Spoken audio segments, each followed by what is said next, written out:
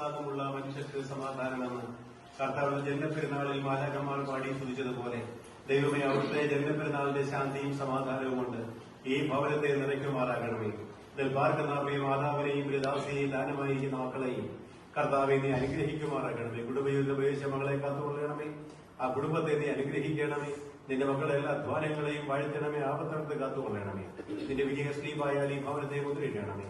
വാങ്ങിപ്പോയി കർത്തദാസനെ അബ്രഹാമി കൂടാരങ്ങളിൽ ആശ്വസിപ്പിക്കണമേ.